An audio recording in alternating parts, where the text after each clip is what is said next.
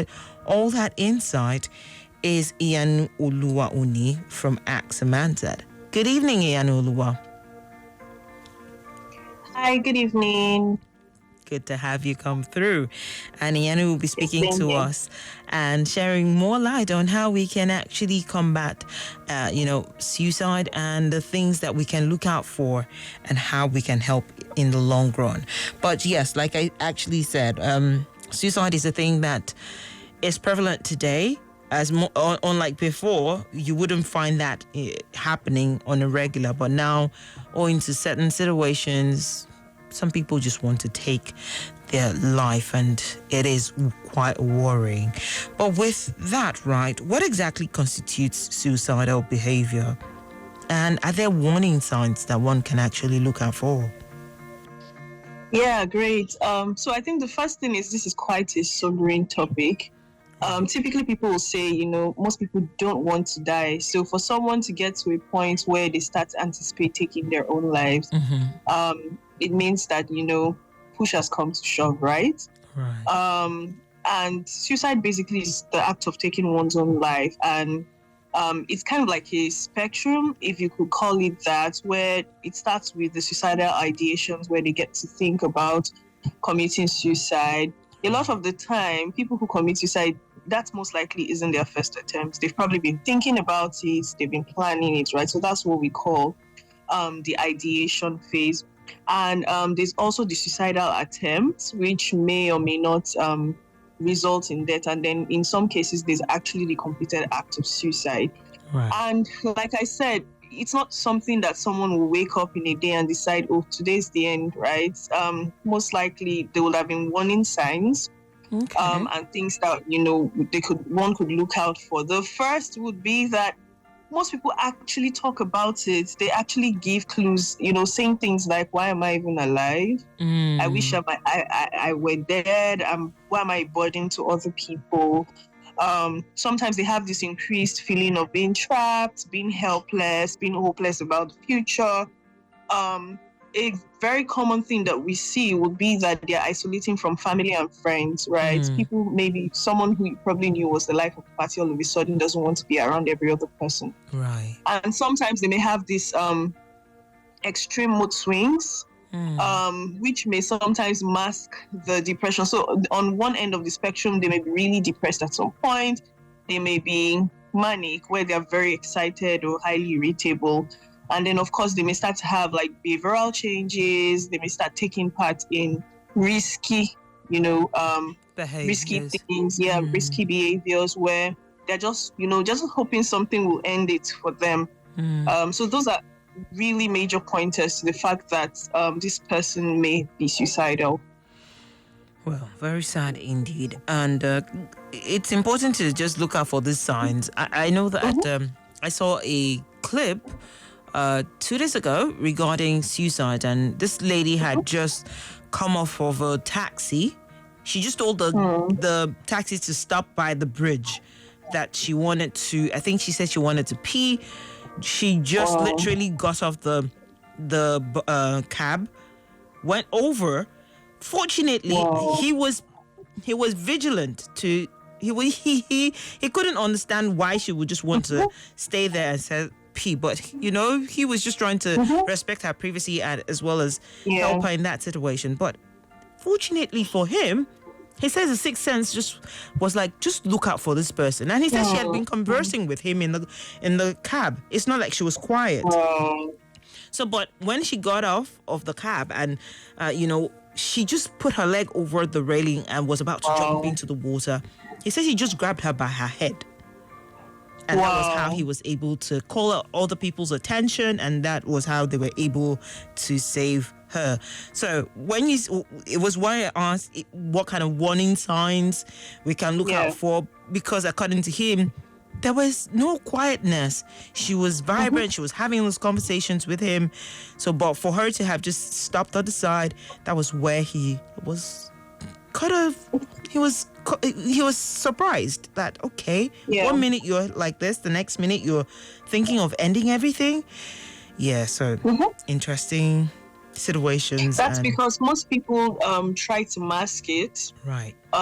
They try to not just, put up a front that says, oh, this person may be depressed. And again, we'll get to that probably later, where there's a lot of stigma around mental health and mental health conditions. So most people try to pretend that it's not there while they're dealing with a lot. So now that we're even talking about it, are there health or mental conditions that could actually increase a person's suicidal behavior?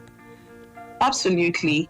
And the commonest will most likely be depression. Right.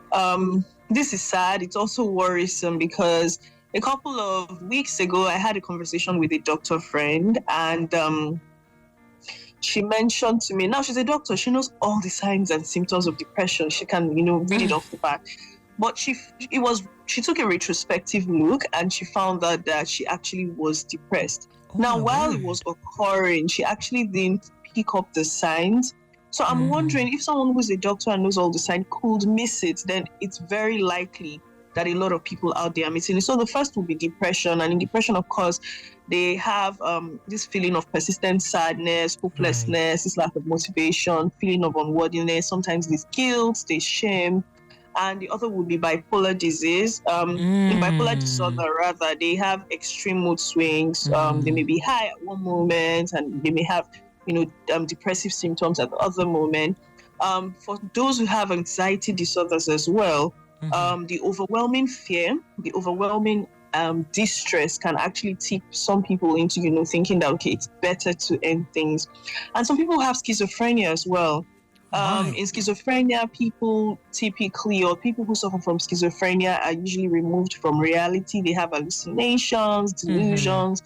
Sometimes they're confused. And we found that those subset of people are at an increased risk of suicide. And of course, people who abuse substances. Okay, so people who take even alcohol, lots of alcohol, people who abuse alcohol, who abuse recreational drugs, all those subsets of people are at a higher risk of committing suicide. But I think one key part that we should look at, a lot of time when you talk about people who are at risk, we tend to look at the mental health angle. Right. But let's talk about people who have physical health conditions. People who have terminal illnesses, people suffering from cancers. Yes, they're usually depressed. Sometimes they have people who have chronic pain, people who have neurologic conditions, people suffering from infective, issues like HIV and AIDS. Sometimes these people, after suffering for so long, they may think about it and say, okay, what's the point of living this way? Right. Yeah. So how then do you help people? How do you help people that have been in this situation, the stigma around them? How do you prevent people from coming forward to? With the stigma, it prevents people from actually coming forward. But how do you help them from feeling down and out? And how can one help reduce that stigma that's usually attached to, people having either some health challenge and then it leads to or wants to lead to suicide? Well, I think the first point would be to educate yourself. Okay. Because that way you have a very high index of suspicion.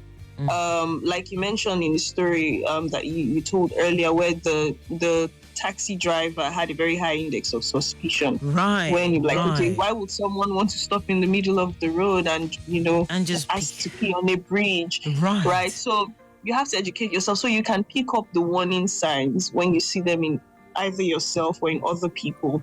And then the next thing would be to I think in Nigeria, so there's this common thing that people say, right?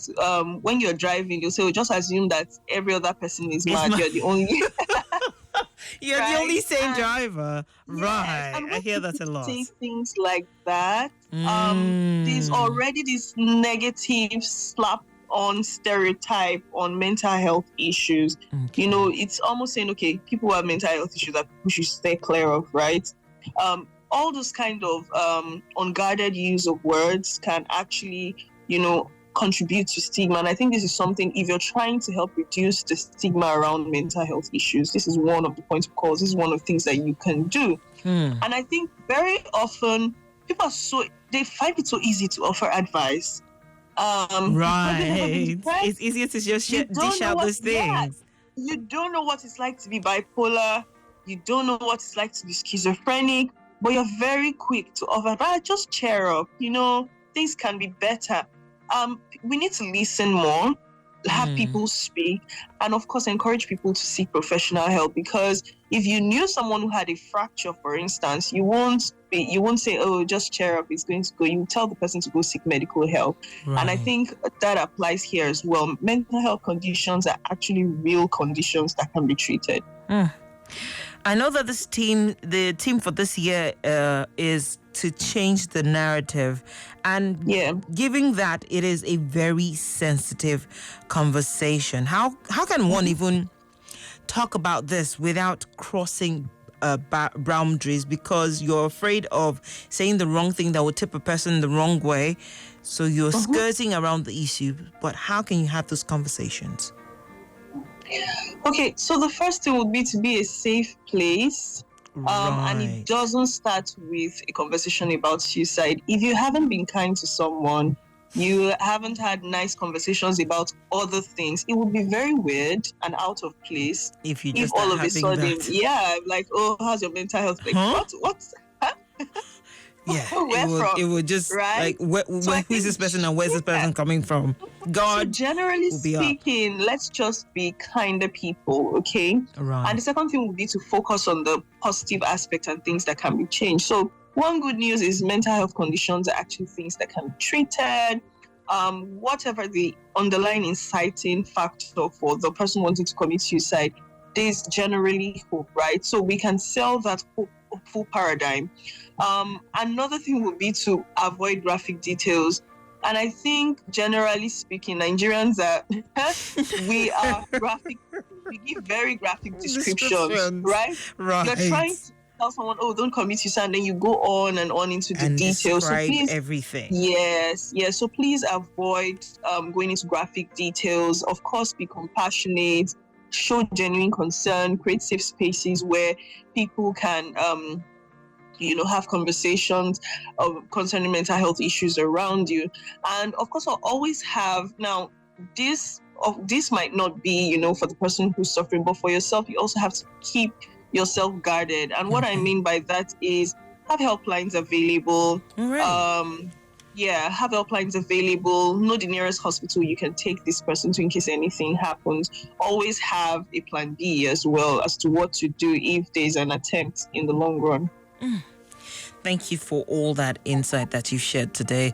And I'm sure that Lagos has also learned a thing or two, trying to be the safe space for whoever it is that they find might be either depressed or suicidal or have those kind of thoughts. And I'm hoping that they will follow through and, ask the right questions and seek help where necessary. And I trust you will indeed have a pleasant evening as well.